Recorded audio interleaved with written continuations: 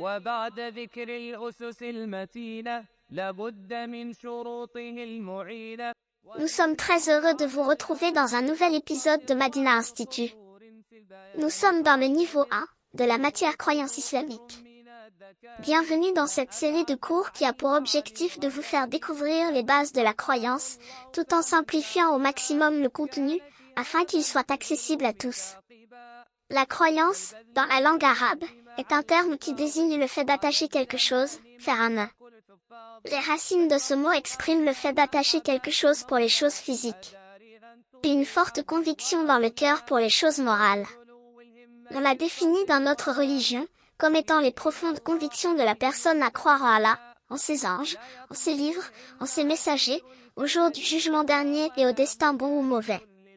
Allah, gloire à lui, dit, ô les croyants, ayez toujours foi en Allah, en son messager, au livre qu'il a fait descendre sur son messager, et au livre qu'il a fait descendre avant. Quiconque ne croit pas en Allah, en ses anges, en ses livres, en ses messagers et au jour dernier, s'égare, loin dans l'égarement. Cette croyance islamique véritable est basée sur une certitude sans aucun doute. C'est une croyance simple, et facile à comprendre et à accepter. Si cette croyance est en conformité avec ce qu'Allah a envoyé, elle sera donc considérée comme croyance authentique, avec laquelle on obtient le bonheur dans cette vie d'ici-bas et dans l'au-delà. Et si cette croyance n'est pas en conformité avec ce qu'Allah a envoyé, elle sera donc considérée comme croyance fausse. La croyance islamique est valable à toute époque, en tout lieu, et à tout peuple, on ne peut donc rien rajouter ni supprimer. Quel que soit l'environnement ou l'époque, on ne peut pas la modifier.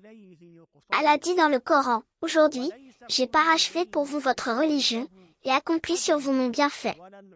Et j'ai agréé l'islam comme religion pour vous. » Tous les prophètes et messagers ont appelé leur peuple à la croyance islamique. De plus, la croyance était la première chose à laquelle ils appelaient. Dans la traduction relative des sens du verset, nous avons envoyé dans chaque communauté un messager, pour leur dire adorez Allah, et écartez-vous de ce qui est adoré en dehors d'Allah. Il est indispensable de noter ici que la croyance de tous les prophètes et messagers est unique, malgré la différence entre leurs lois et règles de vie. En effet, tous les prophètes étaient soumis à Allah, et donc musulmans. Ils avaient la même croyance. Alors que certains aspects des lois et règles d'Allah étaient différentes, comme leur façon de jeûner, prier, et autres.